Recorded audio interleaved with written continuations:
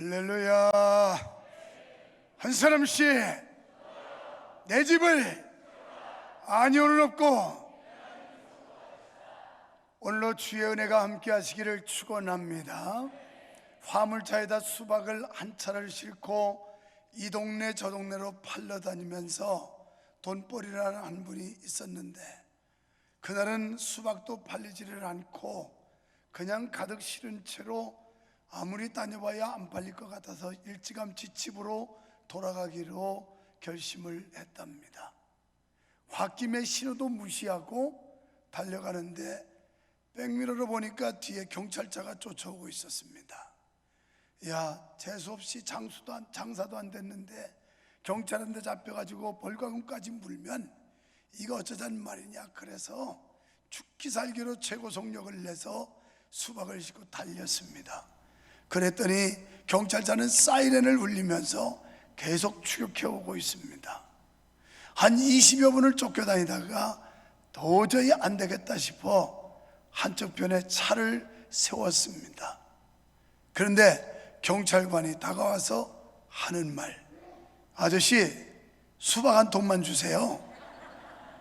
수박 한 통 살라고 그렇게 쫓아다녔는데 죄를 지으면 도둑이 재발절인다고 자기가 더 꿀려가지고 도망다니고, 오늘 하나님 앞에서 우리가 뭔가 꺼림직하고 자유롭지 않으면 왠지 모르게 마음도 무겁고 삶도 곤고하고 한 걸 느끼게 될 겁니다. 저는 오늘 굉장히 기분이 좋고 흥분되는 날이기도 합니다. 여러분 꿈을 꾸실 텐데 꿈꾸고 나서 느낌이 다를 겁니다. 좋은 꿈을 꾸면 기분이 정말 좋고, 영꺼림직하고 개꿈 꾸면 기분이 찝찝하고 그럴 겁니다. 저는 어젯밤에 잠을 자면서 꿈속에서 나는 그렇게 영롱한 환상인지 꿈인지, 내가 옛날 천당 지옥을 안 믿을 때 하나님이 천국 지옥을 보여주실 때 하고, 어젯밤에 잠자는데 이 설교 노트 원고가 저절로 넘어가면서 원고가 보이고, 그러면서 오늘 말씀 속에 흐르는 이 복음의 메시지, 이런 게 막 떠올라요. 늘 하는 버릇으로 설교를 마치면 꼭 부르는 찬양이 있지 않습니까? 근데 꿈속에서 찬송가와 복음성가 5곡과 3곡이 딱 보여요. 너무 현명해요. 그래서 찬송가는 나주를 떠났다 이제 옵니다, 돌아와 돌아와 어서 돌아와, 이런 찬송을 해서 5곡. 한쪽에는 복음성가인데 주님 다시 오실 때까지, 주여 이 죄인을 불쌍히 여겨달라, 그 다음에 주님 지신 십자가, 이렇게 해서 딱 이렇게 보여요. 그런데 꿈속에서도 이 찬송가는 주보를 작성하는 부교역자가 선곡을 한 게 중복되면 어떡하나, 그래도 그걸 막 맞춰보기도 하고 찾기도 해요. 그러다가 결국 꿈속에서 선곡한 건 이따 설교 후에 부를 복음성가입니다. 나는 이런 꿈을 꾸고 나서 얼마나 아침에 기분이 상쾌하고 새벽에 일어나는데 막 희열이 넘치는지. 그래서 저는 여기 들어와서 6시부터 기도하면서, 옛날엔 요 앞자리에서 기도했는데 여기서 소리내서 혼자 부르짖어 기도하느라고 혼자 숨어 있어요. 없이 하나님 앞에 감사하고, 나같이 촌뜨기 시골 촌놈, 배움도 없고 아는 것도 없고 인격도 부족한데 하나님께서 목사로서 누릴 수 있는 영광은 다 누리게 했는데 너무 감사하고, 그래서 하나님, 이제 내가 은퇴할 때까지 정말 주님 앞에서 주님이 필요로 하는 곳에 요긴하게 쓰임받는 그런 도구가 되게 해주십시오라는 간절한 기도를 했고, 그러면서 나의 귀를 열으사 성령의 세미한 음성을 듣게 하시고, 나의 입술을 열어주셔서 성령의 불을 토하게 하시고, 나의 생각 속에 하나님의 지혜를 부어주셔서 하나님의 뜻을 분별하게 하시고 내 가슴 속에 성령의 불을 부어서 뜨거운 열정이 끓어오르게 해달라는 그 기도를 간절히 했어요. 그리고 이렇게 아름다운 교회를 주신 데 대해서 너무너무 감사했고요. 우리 교회 은혜 있는 교회인 줄 믿으시면 아멘 합시다. 좋은 교회입니다. 왜요? 금요기도회 때 온 사람들은 사연을 들었습니다. 한 곳을 헌당하고 그리고 또 한 곳이 있다고 해서 가서 결정하기로 했는데 거기 사람들 모아서 기공 준비를 다 하고 있으니 이건 뭐 안 할 수도 없고 할 수도 없고 기공 예배를 하고 돌아오기 하루 전날 또 갈 곳이 있다고 그래서 그 사역지 그 뭐 난민학교 하는데 아니 거기 가도 학습만 중단시키고 영양가 없으니까 그건 생략하고 우리 일정이 바쁘니 그만두자. 그랬더니 거기 아니래요. 그럼 어디냐니까 다른 교회래요. 이건 사전에 교감이 없던 일 아니냐. 그러니까 거기는 그냥 캔슬이다, 가지 말자. 그랬더니 그래도 가야 된다고 뭐 통역사를 뗐고 그래 갔더니 거기서 기공 예배하는 줄 알고 있어요. 나는 차에서 내리지도 않았습니다. 이거 아니지 않느냐. 난 이런 식으로 내가 지키지 못할 약속을 하지 않는 사람이고 내가 한 약속은 하늘이 무너져도 지키는 사람이다. 그런데 이런 식으로 일어난다. 차에서 내리지도 않고 돌아가자 그랬어요. 통역사 보고 얘기했습니다. 이러저러 해서 이건 사전에 소통도 없었고 교감이 없었던 거기 때문에 돌아간다고 얘기해라. 그 소개한 목사가 헌당한 교회 목사인데 이 사람이 이걸 소개한 거예요. 지네 동네에서 그러니까 이건 남쪽으로 2시간 반 간데 가서 기공했는데 북쪽으로 2시간 반 와서 또 이제 하는 거예요. 거기를 왔어요. 이 사람이 남쪽에서. 좋다. 만약에 당신이 이 교회 중에 2곳을 선택한다면 어느 쪽을 선택하냐니까 거기는 자기네 같은 교파고 여기는 다른 교파인데 아는 친구를 통해서 여기가 더 중요하다, 인구도 많고 이렇게 얘기하는 거예요. 그래서 돌아섰습니다. 차를 타고 그 시내까지 10분 정도 오는데 망감이 교차하는 거예요. 뭐 이럴 수가 있나, 이걸 어떻게 해결하나. 그러고서 왔다 갔다 막 마음이 막 그래서 화장실 보느라고 시내 와서 스톱하라, 다시 차를 돌려라. 왜? 그 성도들은 그래도 뭐 한국에서 목사가 와서 기공해 줄 줄 알고 꽹이 준비하고 장화 신고 있는데 그 사람들을 소자 하나 실족시켜도 목에 연자맷돌 메고 바다에 던짐이 났다고 그랬는데 저들을 실망 주는 거, 이게 너무 마음이 아팠어요. 중간에 소통이 됐든 안 됐든 간에. 그 다음에 또 하나는 말레이시아가 거기는 국교로 모슬렘인데 코타키나발루라고 하는 이 지역만 그래도 아직은 모슬렘이 그렇게 극렬하지 않은 데인데 여기서 기독교가 점점 부강하지 않는다면 결국은 모슬렘이 더 왕성해지지 않는가.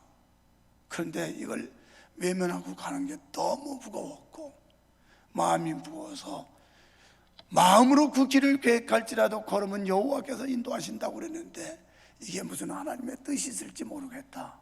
일단 돌아가자. 그래서 가서 기공식을 했습니다. 그 크리스 목사에게 그랬습니다. 저쪽은 인구도 적은 곳이고 여기는 많은 곳이니 거기는 하프머니밖에 안 단다. 그건 예산도 없는 거다. 그리고 여기다가 우리가 원래 하려고 했던 그런 교회를 세워라.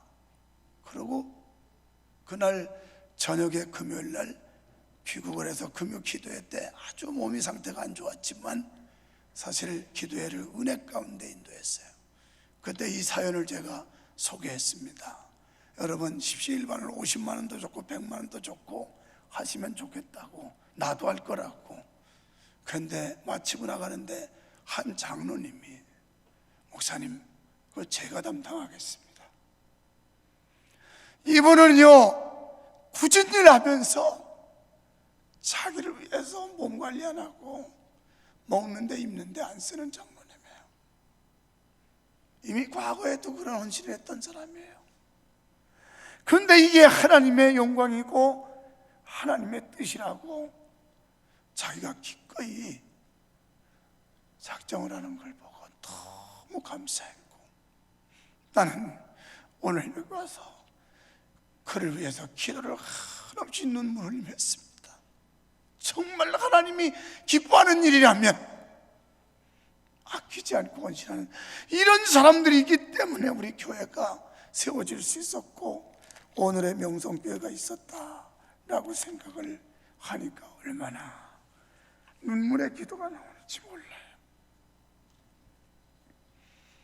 또 기도하는데 귀국했더니 우리 종회가 지금 신접살림 차리는 데 아닙니까? 그러니까 스님도 많이 들어가야 되고, 내일 모레 실행위원회 하는데 목사님들 한 80여 명 모이는데 식사를 대접할 수 있느냐고 그래요. 그게 이제 우리 사무장 장로님 그러길래 이제는 뭐 상해비도 들어오고 그러면 밥값은 어차피 사 먹어도 지출해야 되는 거니까 얼마 주는지 그 금액에 맞춰서 식사는 만든다고 해라. 그랬더니 서기가 연락이 와서 그렇게 마무리를 했어요. 오늘 기도하는데요, 내 마음속에 그 주의 종들 많지 않은 돈 가지고 언제 그렇게 섬길 수 있냐. 섬기는 자가 복이 있다고 그랬고 주는 자가 복이 있다고 그랬는데 그 마음이 콱 찔려서, 그래, 그러면 오늘 예배 때 내가 광고를 하고 그걸 짐지는 사람 없으면 내가 하리다 이랬어요.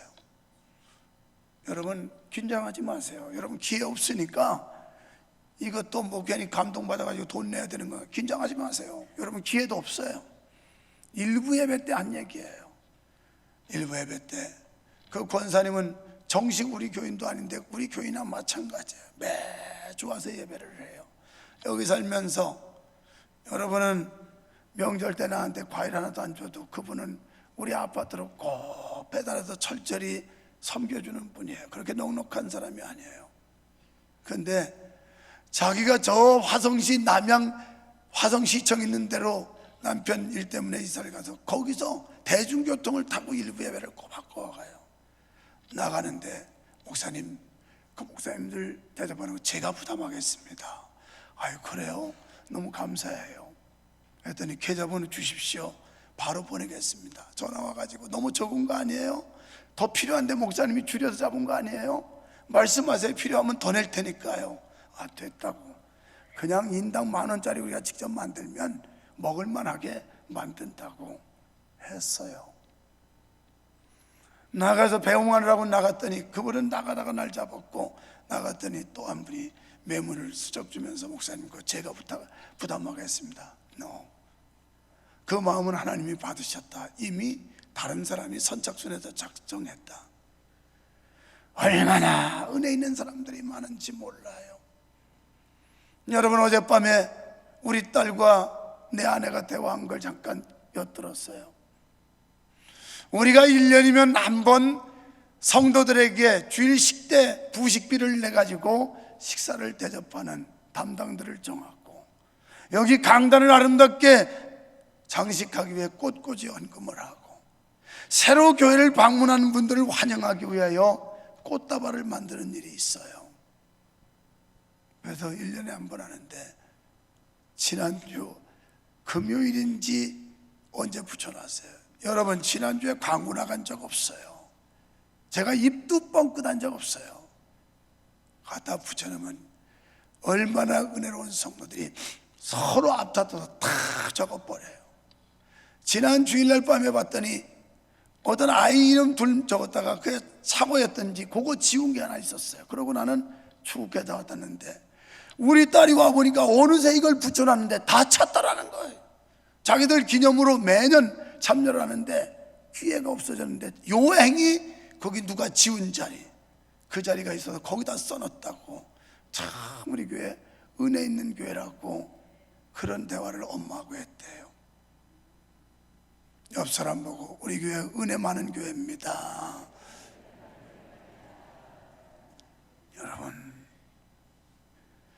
여러분 어떻게 살다 가실랍니까? 뭐 하다가 어떻게 살다가 주님 앞에 가실랍니까? 그냥 그럭저럭 대충. 오늘 이 말씀이 주는 복음의 메시지, 놀라운 진리가 담겨 있어요. 1장에서 북쪽 이스라엘 망했고 남쪽 유다까지 위협받고 위태로울 때 왜 하나님이 너희들이 드리는 제사를 받지 않는지에 대하여 그들의 죄악을 지적하고 이제도 늦지 않았으니 와서 나와 변론하고 너희 죄를 회개하면 주홍과 진홍 같을지라도 용서해 주마 했던 메시지예요. 오늘 말씀은 높은 은혜의 봉우리에 서서 이사야 선지자는 700년 후에 메시아의 시대가 도래할 것을 보고 있습니다. 얼마나 신령한 지도자였던지, 얼마나 하나님과 소통하는 선지자였던지, 700년 후에 메시아의 나라, 메시아의 시대가 도달할 것을 보고 복음의 메시지를 주는 장면이 본장의 내용입니다. 여러분, 오늘 말씀에서 주목해 봐야 될 단어들이 있습니다. 그 단어는 그날 또는 말일 또는 여호와의 날, 이거 전부 같은 의미인데요, 이것은 종말론적 신앙이에요. 우리 그리스도인은 적어도 종말론적 신앙을 가져야 합니다.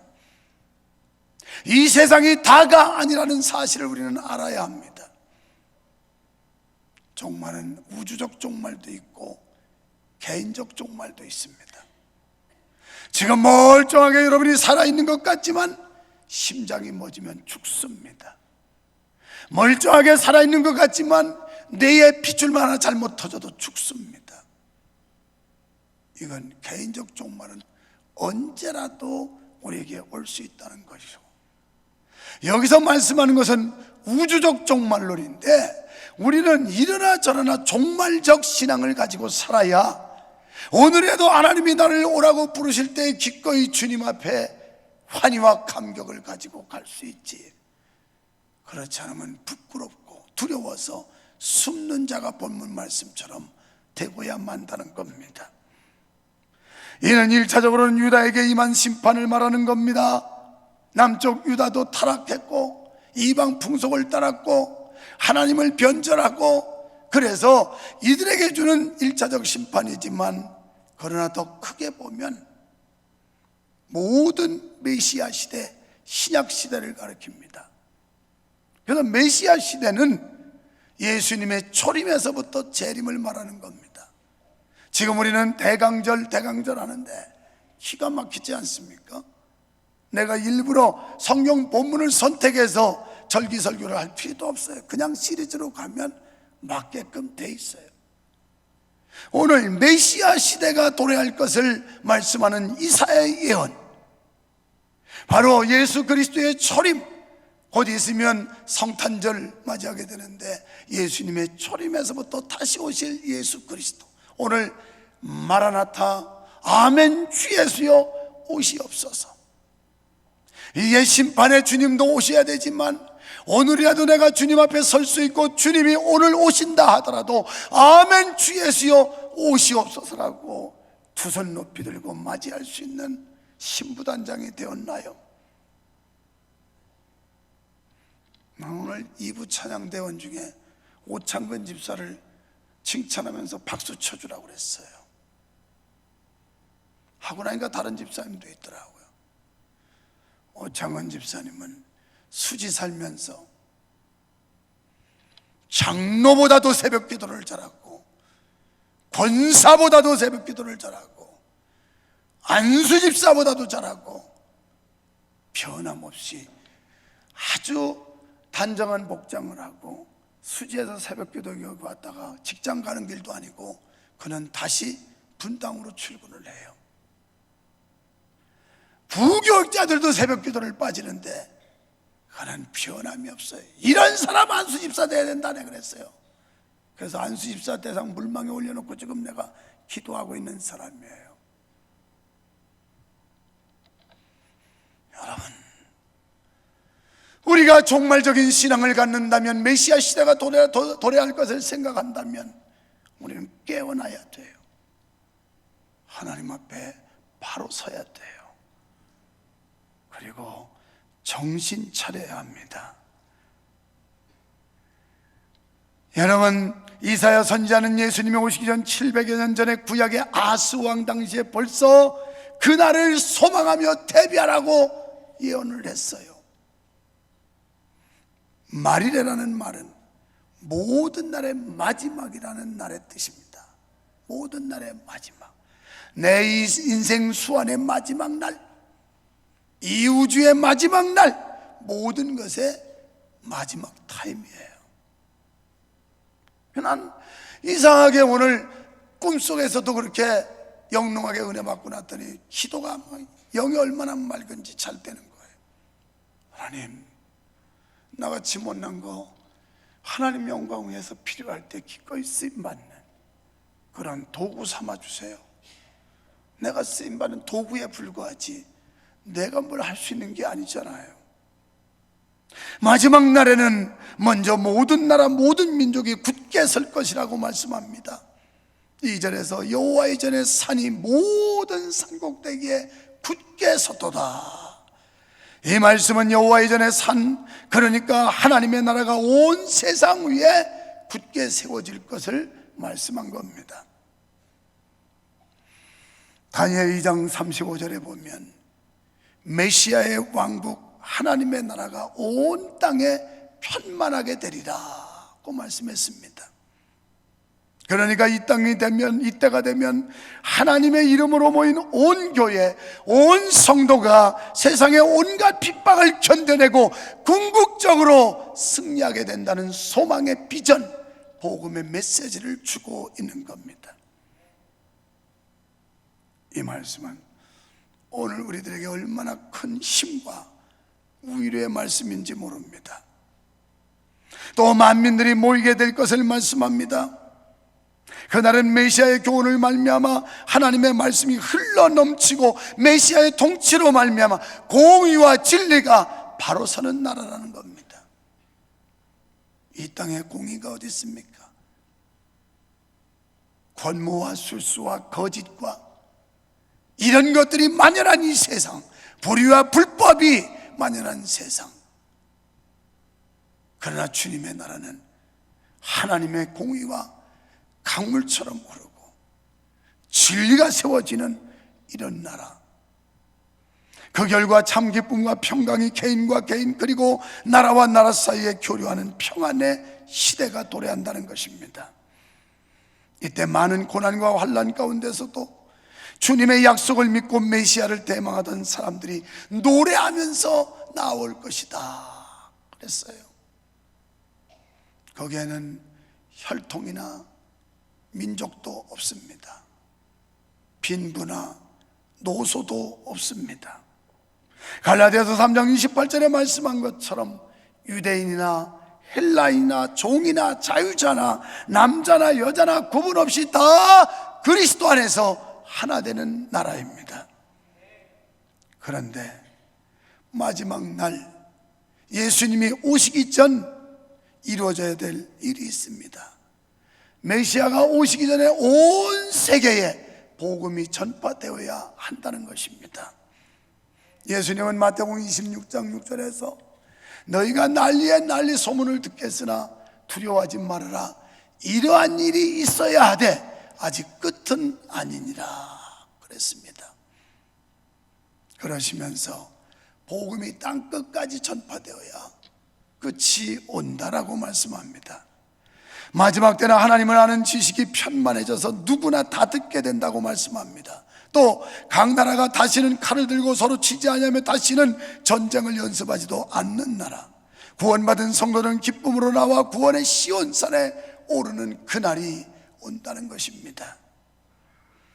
메시아 시대가 도래하면 온 세상 만민이 생명의 말씀을 쫓아 마치 강물이 바다로 자연스럽게 모여들듯이 그렇게 메시아를 향하여 모여들 것입니다. 사랑하는 성도 여러분, 하나님은 절대 거룩하신 분입니다. 그분이 다스리는 나라가 되면 이 땅의 불의와 불법이 청산되고 하나님이 세우신 의로운 법이 온 세상을 지배하게 될 줄로 믿습니다. 계시록 21장 4절 말씀대로 주님이 재림하시는 때는 이 땅의 전쟁과 분란이 사라지며 영원한 평화의 시대가 열리게 될 것을 믿으시면 아멘 합시다. 두 번째로 우상 숭배자들에게는 심판이 임한다는 거예요.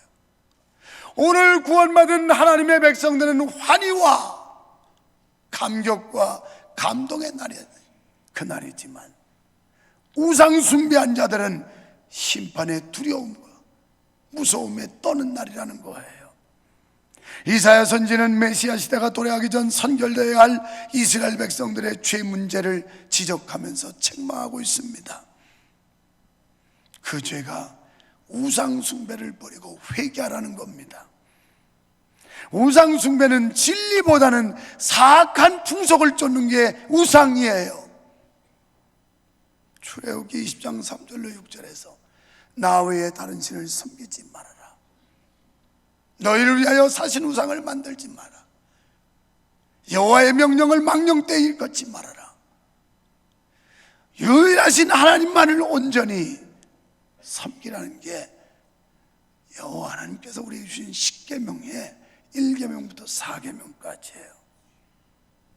하나님께서는 당신을 유일신으로 삼고 절대 다른 신을 두지 말라고 하셨습니다. 이런 면에서 이스라엘 백성들은 가나안 원주민들과 강대국 아수르, 그리고 아람 나라, 또 바벨론, 이 동쪽 동방 민족들이 가지고 있던 이 사악한 우상들, 이런 것들을 그냥 다 받아들였다고 오늘 본문에 말씀하고 있어요. 이들이 얼마나 가증한 일인지를 5절로 8절에서 깨우쳐주고 있습니다.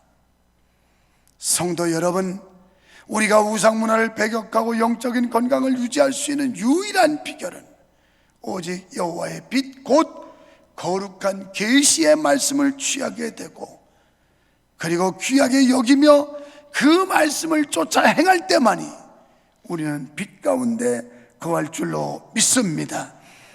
5절 말씀에 야곱 족속아 오라, 우리가 여호와의 빛에 거하자. 하나님의 말씀은 빛이요 등불인 줄로 믿습니다. 시편 기자가 말한 대로 여호와의 말씀은 내 길의 빛이요 내 발의 등이니라. 물질적 풍요를 최고로 여기며 교만이 행해서도 안 됩니다. 오늘 본장에서 군사력과 많은 물질과 이런 것들 때문에 교만을 지적하고 있어요. 인간은 육체를 지닌 존재이기 때문에 물질의 지배를 받을 수밖에 없습니다. 우리가 소유하는 물질 자체는 악한 것이 아닙니다. 물질이 있어야 구제도 하고, 물질이 있어야 선교도 하고, 물질이 있어야 뭔가 하나님의 일을 이룰 수 있는 겁니다. 그 자체는 나쁘지 않으나 그것을 잘못 사용할 때 악한 것이 되는 겁니다.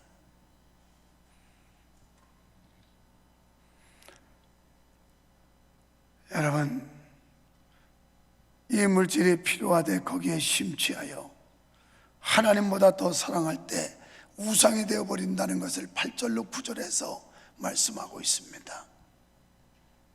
12절에서 17절은 물질적 풍요를 얻게 되면 자칫 잘못하면 자연히 목에 힘이 들어가고 하나님의 권위를 무시하고 자행자지하게 된다는 겁니다. 얼마나 위험스러운지 몰라요. 제가 자주 인용하는 영국의 최대 속담은 인간에게 최대 위험은 성공했을 때 오는 것이다. 실패했을 때는 위험이 오지 않아요. 성공해놓으면 하나님의 은혜로 성공했음에도 지가 하나님인 체하고 하나님의 자리를 박탈해버리고 하나님 자리를 차지하고 하나님 행세하려고 하는 이 못된 인간들이 얼마나 많은지 몰라요. 사악한 겁니다. 그건 하나님이 우상숭배로 간주하고, 거기에는 은혜도 없어요, 용서도 없어요. 회개하지 않으면 안 돼요. 사실 그 마음에 하나님을 중심에 두지 않고 물질을 중심에 둔다든지, 명예를 중심에 둔다든지, 세상 것들을 중심에 두면 그게 우상입니다. 하나님보다 인간을 더 의지해도 죄요, 우상이에요. 제가 못나고 부족한 목사지만 인간 의지하지 않고 나름대로 하나님 쪽에서 하나님 의지하려고 몸부림치는 건 그래도 천만다행이라고 생각돼요. 나도 사람인지라 사람 의식하게 돼요. 장로, 권사, 집사들 인상이 어떤지, 표정이 어떤지 살펴볼 수도 있게 돼요. 그러나 하나님을 의지해야 될 우리가 사람을 의지하면 그게 우상이 된단 말이에요. 그래서 제가 사람의 기분에 제가 좌우되지 않고 나는 하나님이 원하시면 하겠다고 하는, 그래도 나름대로 부족하지만 완전하지 않지만 그렇게 해보려고 몸부림치니 그래도 하나님이 불쌍히 여겨주는 거 아닌가, 이런 생각을 가져봅니다.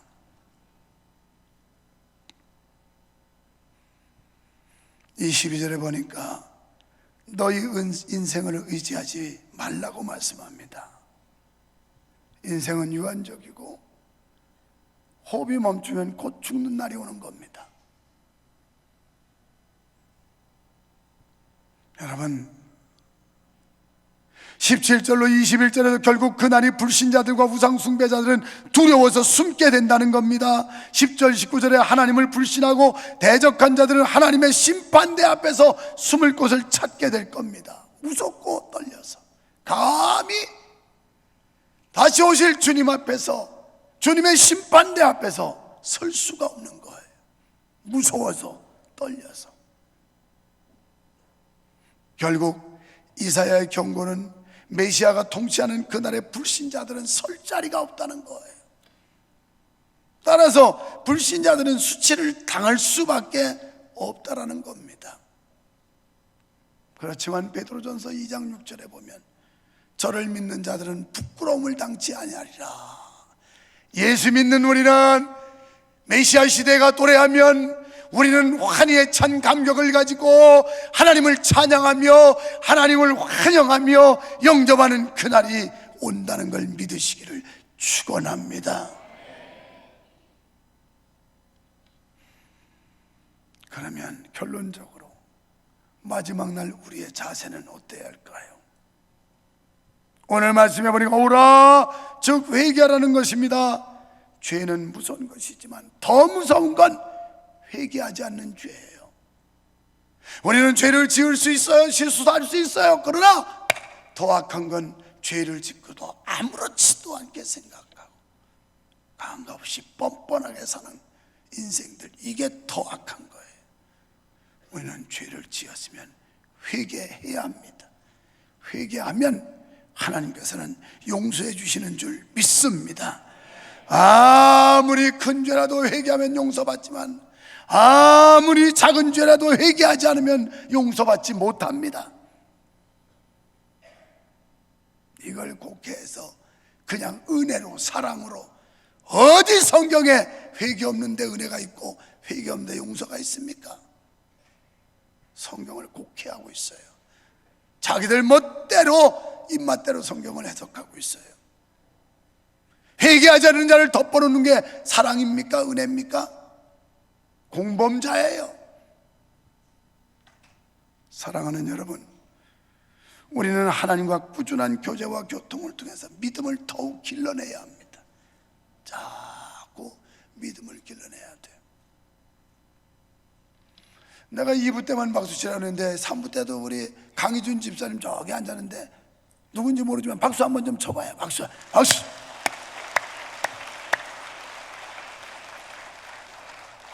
강혜준 집사님도 서울서 내려와서 CEO로 이제 회사의 사장으로 있지만 선해가 떴으면 그냥 절기 신자였어요. 부인이 권사님이니까. 그래서 이제 내일 모레 성탄절 오면 그때 한번 오고 부활절 되면 그때는 한번 왔다 가지고 뭐 이런 분이었어요. 그런데 여러 해 전에 한번 교회를 딱 등록하고 발디더니 새벽 기도를 그렇게 정장할 때가, 목사는 정장 안 할 때가 많은데 정장하고 꼬박꼬박 새벽 기도해요. 부끄럽지 않아요? 평신도 서리 집사도 저 정도인데 명색이 권사가 되고 안수 집사가 되고 장로가 돼가지고도 새벽을 깨우지 못한다면 창피한 거 아니에요? 좀 부끄러워할 줄도 알아야 돼요. 근데요, 기도 안 하는 사람 치고 또 말이 많아요. 기도를 해서 우리가 다 하나님 앞에 쏟아놓으면 할 말이 없는데 이걸 안 하니까 여기 잔뜩 쌓여가지고 말이 많아. 기도하는 사람은 말도 없어요. 그만큼 은혜가 있다는 얘기지. 그런데 기도하는 사람은, 여자는 하루에 3만 단어를 쓰고 뭐 남자는 뭐 2만 5천 단어 쓴다는데, 이게 남자는 말 조금 하면 지쳐서 못해요. 그런데 여자는 그걸 못해가지고 입이 간질간질해가지고 계속 말하는데, 기도할 때 다 쏟아내면 되는데 기도 안 하니까 그래요. 그래서 교회에서 쓸데없는, 아니 좋은 믿음의 말, 긍정의 말은 뭐 받아주시고, 근데 쓸데없는 말 하는 사람은 그 사람은 기도 안 해서 그렇구나. 근데 그래 간주할 테니까 알아서 해요.